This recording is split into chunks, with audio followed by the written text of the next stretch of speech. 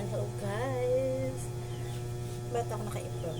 Kasi nga maglilinis ako ng isda habang nagbabantay ng tindahan. Ayan. Meron ulit ako nakapag-vlog. Grabe. At meron pa akong ayusin ng mga paninda dahil nakapamili na si Mr. kanina. Kunti lang din naman yung napamili niya dahil everyday nga siya namimili, no. Medyo maingay lang dahil relative namin. Good luck sa akin kasi nga may bibili. Tapos maglilinis ako ng isda. So ayun, ayusin ko lang ito at ilalagay ko lang yung tinapay na napamili niya kanina. Lagay ko lang sa lalagyan. Ayun, nakikita naman siguro ako dun.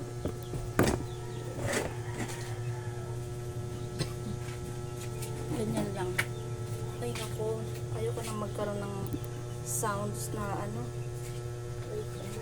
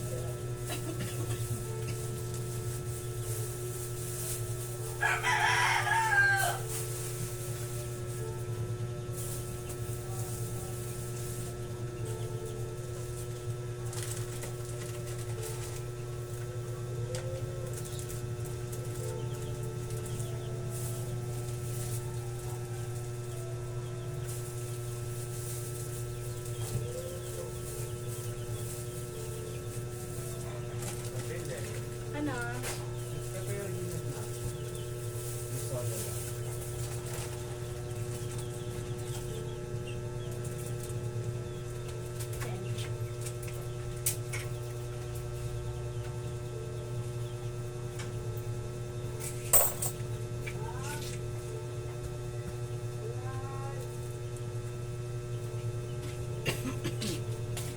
So, ayun nga, diba?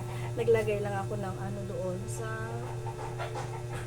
kaming ano, stante ng mga tinapay na pinamili ng isa kanina. At ako'y magsisimula ng mag ano ng isda habang nagtitinda. Ginanyan ko na yung apron ko para hindi ako matalsikan hanggang dito.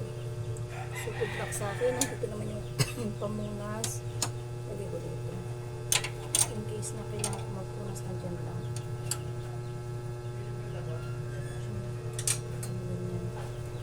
Itong aking gagawin is ito. Kakaliskisan ko. Tapos pipit ito mamaya ni Mr. Good luck sa akin.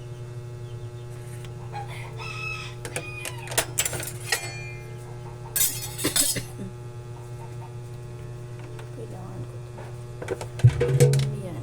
Habang nagtitinda tayo guys, so magyaw-yaw muna tayo. Ayan. At ako'y magkakaliskis ng ano. Kakaliskisan ko muna to. Kailangan gunting.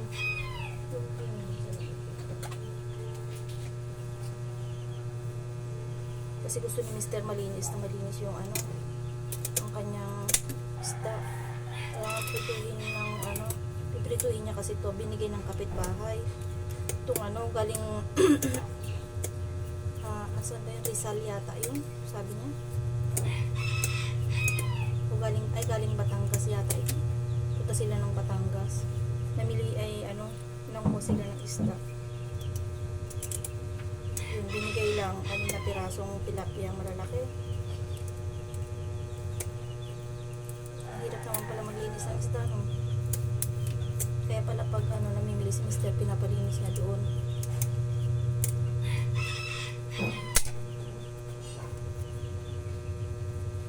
Inaalala ko lang pag naglilinis ka nito tas may biglang bibili, yun lang. So ayun, kasi syempre hindi kinaliskisan. Eh sabi nung ano, kami na daw magkaliskis, so okay lang yun, bigay naman, nakalibre.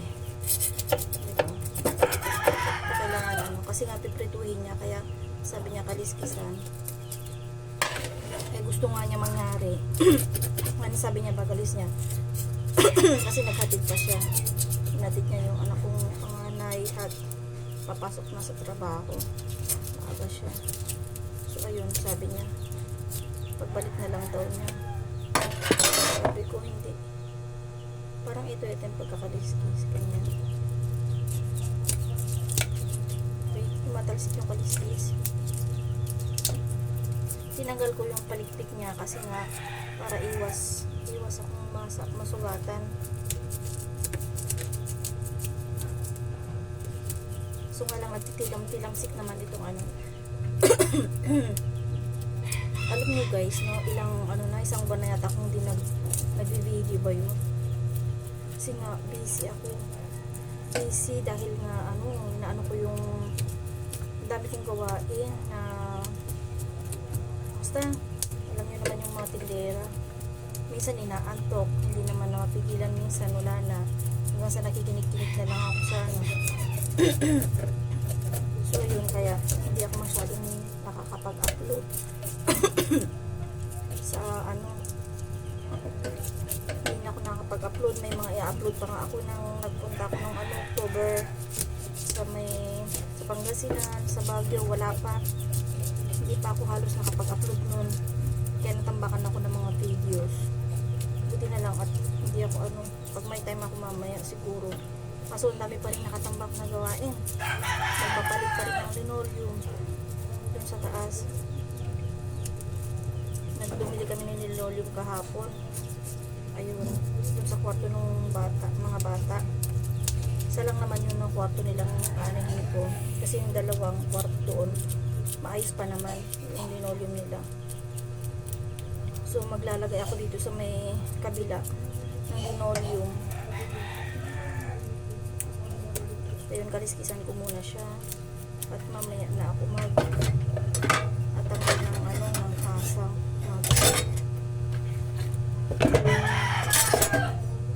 Yan lang, ito lang yung pinakamahirap sa lahat na gawain at kailangan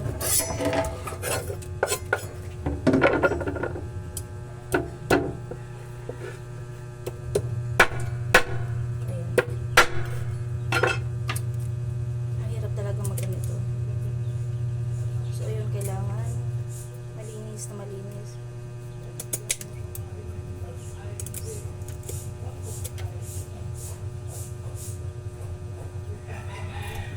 Diba?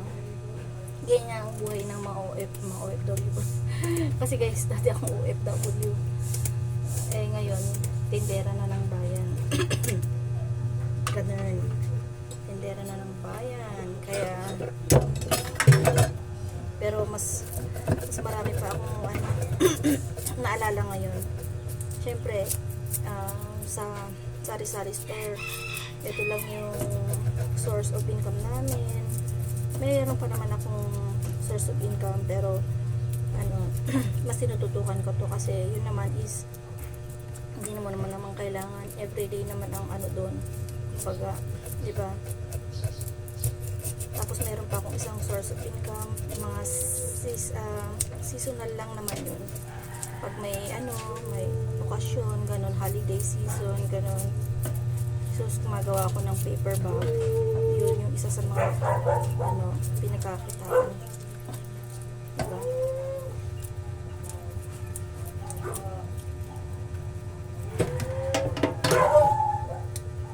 Ayun. Mas mabilis na magtanggal ng kaliskis pag natanggalan yung ganito niya guys, yung mga ganito niya. Kasi pag kinakaliskisan mo kasi hindi ka na maiilag-ilag ba yung kamay mo, baka masalubsuban, gano'n. So mas madali ba, kaya tanggalin mo na yung mga palikpik na mga ganyan. May part lang na medyo matigas, kailangan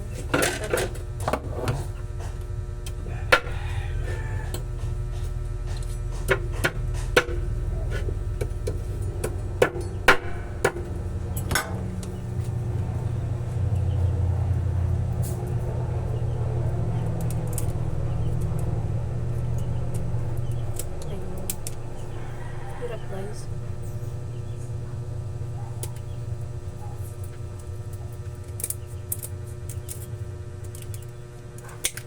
Parang nagigigil na. Nagigigil na. Mag-ano ng ano. Maglilis ng tilapia. Baka ito yung purpose ng ano. Pagtanggal ng ano. Kasi nakita ko may ganyan eh. Pagtanggal ng kaliskis. So, ayan no, di ba ang hirap nung puti na lang kamo, wala pang halos bumibili. Kung kanina, nasunod yung basura, sumating yung basura, sak ng basura. Ang gagawin ko na nga sana, buti na lang hindi ko pa ginagalaw bago ano dumating yung basura. Nagtatapon. May tagatapon kami pero natulungan ko na rin siya kasi marami-rami yun eh. Dahil naglinis kami sa taas. Kaya pag namimili si Mr. pinapakaliskisan niya yan guys. Kasi mahirap pag hindi mo pinakaliskisan. Siyempre, ano, take time na ilus ka rito sa ano. Eh, nagtatalisikan nga yung kaliskis. Kaya kailangan maglilinisin ko mabuti itong lababo. Ayan, diba? Napakadali lang din. Dali lang din maglinis pag ganitong ano.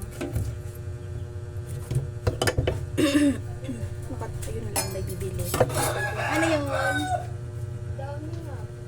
anong downy? Tapos yung isa lang. Isa lang. Ano pa? 20.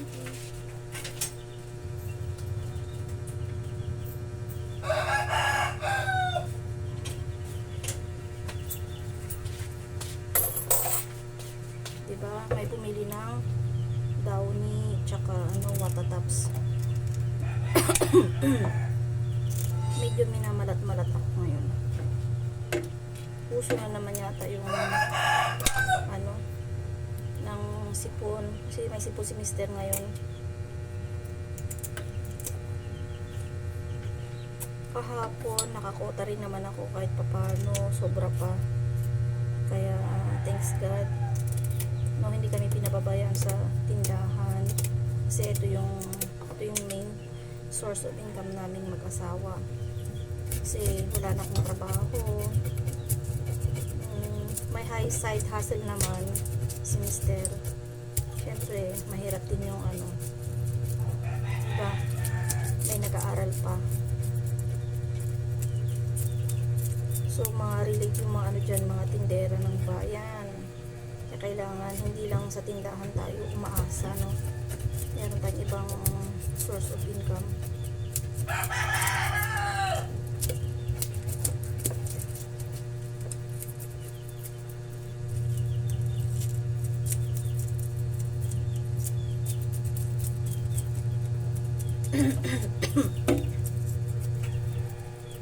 Nakakalungkot ng ano, pag-usapan natin yung isa pa. Mga nag-for good na, no? Mga nakakalungkot. For good. Ayan, sari-saring kwento na pala. Pero saka na lang yun, guys. Ito lang muna. Yung ano, pahiraw sa pagtitinda pag ikaw lang mag-isa. Yun, gusto mong matulog, maidlip ka dahil puyat ka. Anong oras na ako nakatulog kagabi? Mag ano na yata, magto 12, ay ano na, 11:30 yata ako nagsara. 11:30, magaga pa ngayon. Inaantok-antok na si Mr. Sabi na uuna ko na siyang matulog. Eh hindi siya makatulog dahil may kausap din ako habang nagtitinda, habang gumagawa din ng Christmas wrapper. So ayun. Sabi niya matulog na. So yun, nagsara ako mga 11:30 na. Pero at least kahit paano nakakuta naman ako. So yun lang. So ayun, siguro pag nag-ano ako, tuloy-tuloy na yung pagbablog ko, no, para naman makasahod na. Thanks for all the blessing. Yan lang. Hindi, walang reklamo sa buhay. Sipag at tiyaga lang. Tindera ng Bayan, Mercy Vlog.